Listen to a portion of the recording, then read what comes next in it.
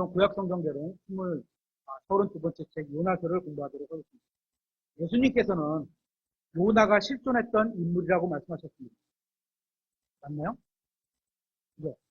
여러분은 세종대왕이 실존했던 인물이라고 믿으세요? 어떻게 믿으세요? 봤어? 못 봤죠? 어떻게 믿어요? 사람들이 기록해놓은 그 책을 보고 우리가 맞아, 옛날에 이런 사람이 살았고 이분이 훌륭하게 한교를 창조하는데 업적을 남긴 왕이구나, 이런 걸 아는 것처럼 우리는 성경 기록에 써있기 때문에 그대로 믿고 아는 거예요. 뭐 누가 예수님 믿냐 그렇다면 이렇게 예수님이 진짜 있었냐 이렇게 물으면 그럼 넌 세종대왕이 있었냐 이렇게 물어볼 수 있는 거예요. 그가 고레배 속에 들어갔던 것도 모두 역사적인 사실이라고 말씀하고 있습니다. 그러면서 예수님께서는 요나가 고레배 속에 들어갔다 나온 이 사건을 자신의 죽음과 묻히심과 다시 일어나심의 예화로 적용해서 사용하셨습니다. 확인해 보겠습니다. 마태복음 12장 40절입니다.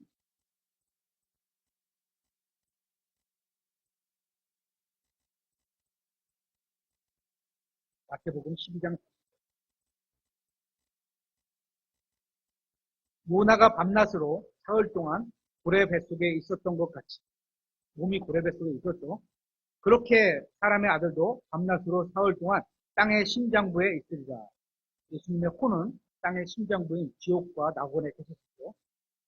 또한 요나가 니느웨 사람들에게 표적이었던 것처럼 사람의 아들이신 예수님께서도 그 시대 사람들에게 표적이었다고 성경은 말하고 있습니다. 찾아보겠습니다. 누가복음 11장 30절입니다.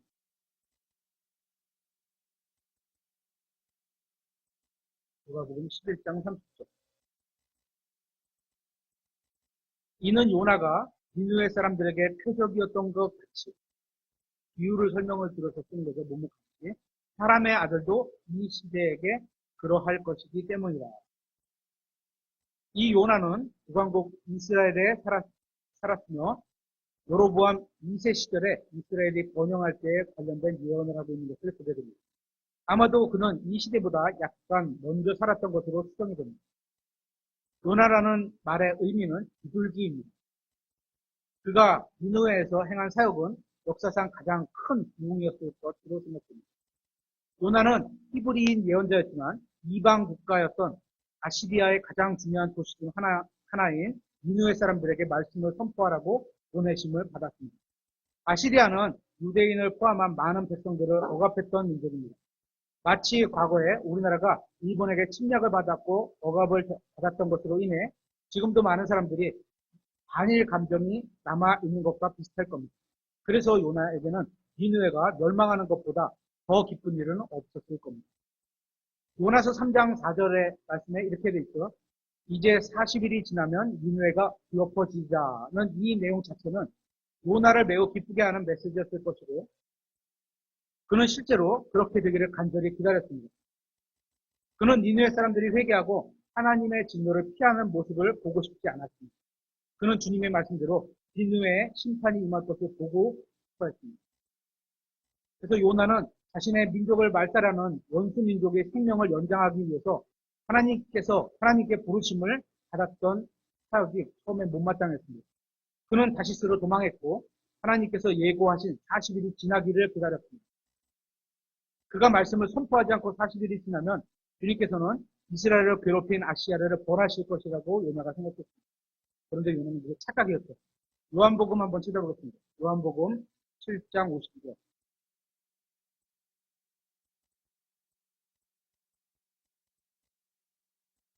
성경을 대충 알면 여기서 말한 것처럼 거짓말을 하게 되죠. 요한복음 7장 52절. 그들이 그에게 대답하여 이르되 너도 갈릴리에서 왔느냐? 조사하고 살펴보라. 갈릴리에서는 대언자가 일어나지 아니하였느니라 하십니다. 갈릴리에서 대언자가 일어났나요? 안 일어났나요? 일어났죠. 누구 있죠? 일단은 요나가 있을 거고, 그죠? 요나는 나사렛 근처에 가드헤벨 출신입니다. 그는 갈릴리 사람이었습니다. 그러니까 요한복음 7장 52절에 말하는 사람은 성경을 잘 모르거나 알고도 거짓말하는 거죠. 갈릴리에서 대원자가 나오지 않았다는 바리새인들의 말은 거짓말이었습니다. 또 성경에는 나훔과 말라기가 갈릴리 출신이라고 얘기하고 있습니다. 벌써 셋이나 되는 거죠. 고레배 속에 들어갔던 요나의 경험은 끔찍한 것이었습니다. 그의 육체가 고래 뱃속에 있는 동안 그 혼은 지옥의 뱃속에 있었습니다.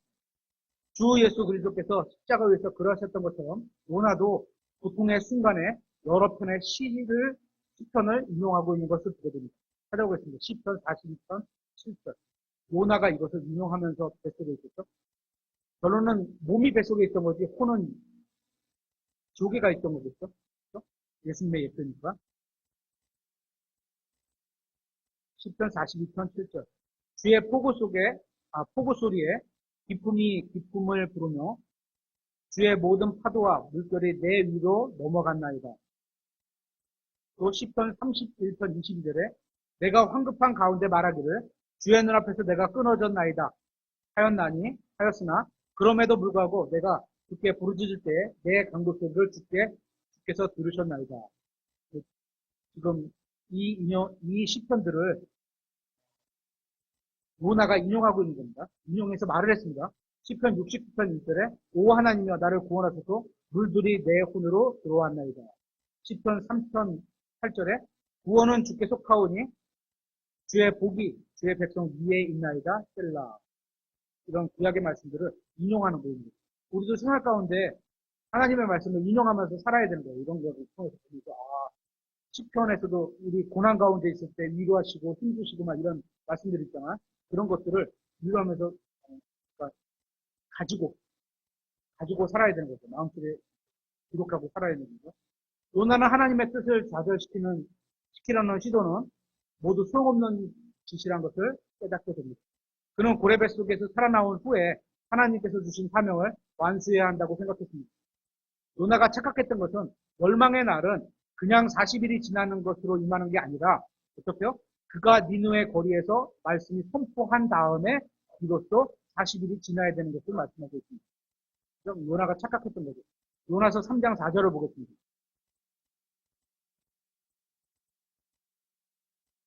요나가 그 도시로 들어가 하룻길을 다니기 시작하여 외쳐 이르되 이제 40일이 지나면 다시 40일이 됐어요.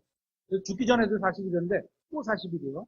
다시 40일이 지나면 니느웨가 엎어지자 하니 이 간결한 설교는 니느웨 전체의 회개를 불러일으켰고 즉시 열매를 맺었습니다. 모든 사람이 굵은 베옷을 입고 죄를 뒤집어 쓴 채 회개하였고 요나는 사람들이 자신의 설교에 회개한 것을 몹시 싫어했습니다. 하나님께서는 은혜 가운데 예언자 요나와 논쟁하시며 그의 죄악과 잘못된 분노를 보여주셨습니다. 주님의 논쟁은 성공적인 것으로 보입니다. 요나는 더 이상 주님의 말씀에 반박하지 않고 자신의 이름으로 불리는 대언서를 잘 마무리하게 됩니다.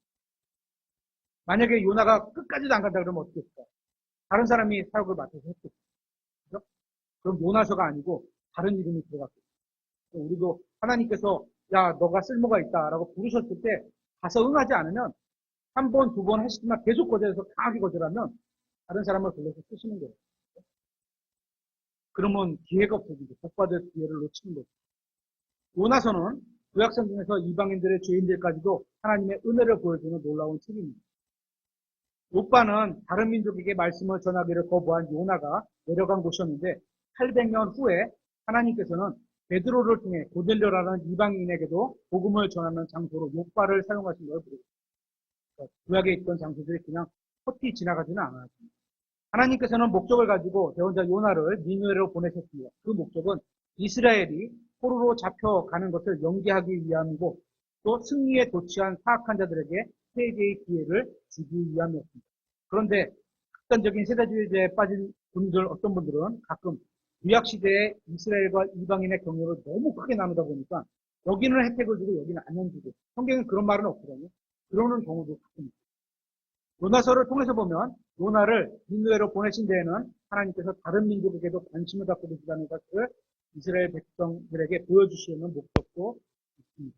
그러니까 구약에 있는 거의 90% 이상이 다 이스라엘에 관한 거지만 이방인도 무시하시지는 않아요. 거기에도 은혜를 계속 여기에 기록이 있지만 여기 은혜를 안 베푸셨고 여기도 계속 은혜를 베풀고 계시다는 거죠. 그죠? 주가 여기를 다루고 계신 것 때문에 여기에 기록이 많은 것 뿐이죠. 하나님께서는 다른 민족에게도 관심을 갖고 계십니다. 왜냐하면 하나님은 모든 것의 창조자이기 때문입니다. 요나서는 거짓으로 가득 찬 대언자의 입을 통해서 선포되는 하나님의 말씀도 그죠? 누구야? 요나가 싫어했는데, 마음은, 아유, 저 싫어. 쟤네들, 복 받으면 안 돼. 쟤는 징계받아야 돼. 이렇게 갖고 가서 선포했는데도 불구하고, 어떻게요? 하나님만 말씀 그 자체가 능력하다는 사실을 가르쳐 줍니다. 이왕이면 좋은 마음으로 했으면 될 것 같아요. 요나는 전형적으로 이스라엘을 상징합니다. 요나와 이스라엘 모두 이방인들에게 회개를 촉구하기 위한 하나님의 대사로 쓰임을 받았습니다. 하지만 둘 다 진심으로 이 일을 하지는 않았습니다. 요한은 하나님께 사명을 받았지만 불순종으로 인해 결국 바다에 던져졌습니다. 현재의 이스라엘도 민족들의 바다에 던져진 상태입니다. 요나는 고레 뱃속에 들어갔지만 완전히 사라지지는 않았습니다. 이스라엘도 세계 각국 속에 흩어져 버렸지만 완전히 사라진 것은 아니며 이제는 이방인들에게 축복을 가져주는 그 역할을 하게 됩니다. 요나의 계획은 아주 단순합니다. 1장에 하나님께서 주신 사명을 회피하는 걸 보게 되고 2장에서는 회개한 죄인의 울부짖음을 주님께서 들으시고 3장에서는 다시 주신 사명에 순종하는 요나를 보게 되고 4장에서는 대언자의 불평에 주님께서 반박하시는, 설득하시는, 반박하시는 그런 내용을 보게 됩니다. 요나의 핵심 구절은 3장 10절입니다. 한번 찾아보겠습니다. 요나서 3장 10절.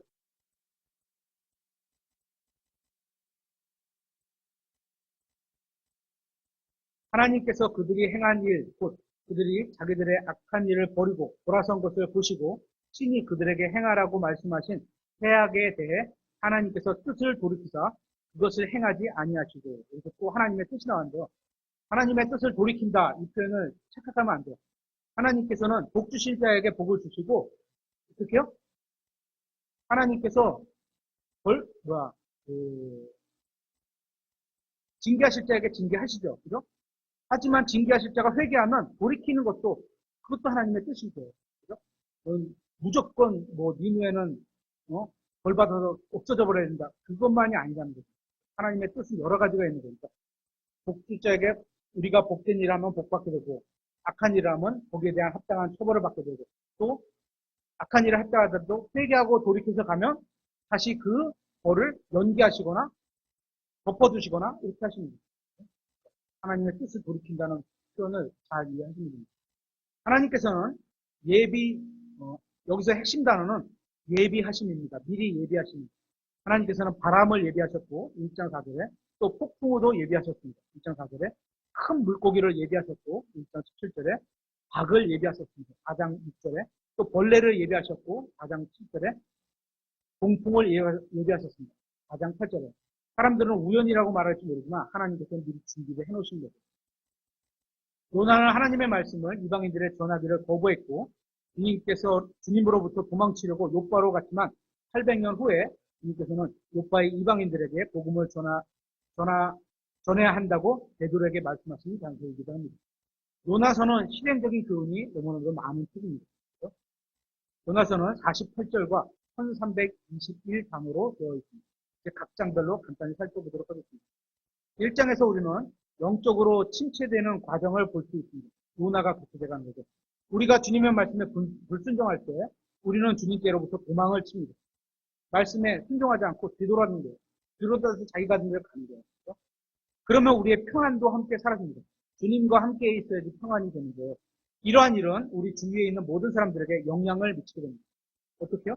도망하고 있는 요나와 같이 타 있는 배에 있는 사람들에게 영향을 끼치게 됐어요. 영적으로 타락한 사람은 주위에 영적인 폭풍을 일으키게 됩니다. 그러다가 결국 더 이상 도망칠 수 없는 곳에 이르게 되고 어디요? 물에 던져지게 돼서 죽게 되죠. 그리고 자신을 정죄합니다. 아, 내가 잘못된 거구나. 하나님 앞에 죄를 졌구나. 이렇게 해서 회개를 하게 됐죠. 결국 모든 사람에게 죄가 풍로되고 맙니다. 또한 우리는 요나에게서 육신적인 반응이 무엇인지를 보게 됩니다. 사람들은 문제가 무엇인지 보았지만 다르게 대응하지는 못하고 있습니다. 문제의 원인을 제거하기 전에는 결코 문제를 해결될 수 없다는 사실을 보게 됩니다. 그래서 문제의 원인이 누구였어요? 요나의 불순종이니까 요나를 던진 거죠. 우리는 요나를 통해 비록 자신의 사역자가 일을 망쳐버려도 하나님께서는 결국 승리하실 수 있다는 사실을 배울 수 있게 됩니다. 2장에서도 비록 요나는 잘못을 행하기는 했지만 하나님께서는 계속 동일한 사람에게 사명을 주셨음을 볼 수 있습니다. 그래도 어느 정도 믿음이 있음을 보셨나 보죠. 주님께서는 가장 낯선 곳으로 부르실 때까지 기다리셨습니다. 왜냐면 사람마다 다 그런 거죠. 뭐, 제가 아플 때도 그렇고, 항상 제일 낮을 때, 경제적으로도 제일 낮을 때, 아플 때도 건강이 제일 낮을 때, 하나님을 찾고 부르시잖아요. 그런 거죠. 그때까지 기다리시는 거죠. 그래야지 전적인 순종과 마음의 진짜 겸손함이 있는 거지. 어느 정도 어정쩡하면요, 아유, 안 해주시면 내가 돈으로 하지. 이렇게 돼버려요. 그럼 믿음이 없는 거죠. 내 돈을 믿고 내 돈으로 하는 거지. 하나님은 그럴 때는 거의 안 해주시는 거예요. 하나님께서는 어떤 상태에서의 부르짖음도 들으실 수 있습니다. 지옥에 갔던, 지옥에 갔던 사람이 부르짖는 장면이 부자가 나오죠. 그가 부르짖었던 게 제일 먼저 뭔지 아세요? 두 가지 부르짖었어요. 하나는 물 한 방울 똑 떨어뜨린 거. 또 하나는 자기 가족들에게, 자기는 구원받지 못해서 지옥에 왔지만, 가족들에게 누군가를 보내서 복음을 전해라. 지옥에 간 부자가 딱 두 가지를 요청을 해요. 근데 첫 번째 건 우리가 할 수가 없어요. 그렇죠. 지옥에 가서 우리가 물 줄 수 없잖아요.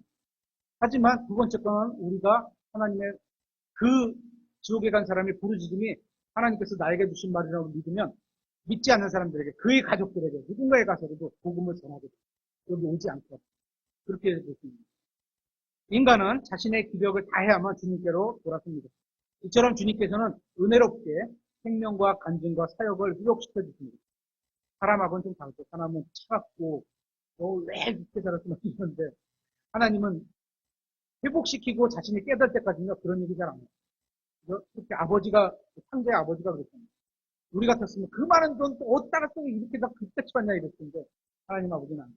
오는 거 그냥 돌려주시고 회복되고 깨달을 때까지 그냥 주시는 거예요. 하나님 앞에서 감사와 구원에 대한 바른 마음을 갖게 되면 모든 문제가 사라지게 됩니다. 3장을 통해서는 우리는 실제로 사람들을 변화시키며 되게 하는 것은 하나님의 사람이 아니라 하나님의 말씀이라는 사실을 배우게 됩니다. 역사상 가장 큰 회개는 가장 쓸모없는 대언자를 통해 이루어졌음을 보게 됩니다. 4장은 하나님과 요나의 두 번의 논쟁이 담겨 있습니다. 첫 번째 1절부터 4절에서는 말로 논쟁을 하시고, 두 번째 5절부터 11절까지는 실물의 교훈, 뭐죠? 동굴의 박, 이파리, 그 다음에 개미, 그죠? 곤충으로 딱 뜯어버리시는 거, 그걸로 요나를 가르치십니다. 그러니까 우리가 자연 이 환경에 있는 것들을 보고서도 하나님의 속성을 우리가 배울 수 있는 거예요. 개미들을 통해서 열심히 일하고 협력하고 막 이런 것들도 배울 수 있고, 그죠? 새벽에 닭이 우는 것 같아서 걔참 부지런하다 이런 거 배울 수 있고, 그죠? 모두 피조물을 사랑하시는 하나님께 감사를 드립니다. 이렇게 해서 요나서 대회를 간단히 마치고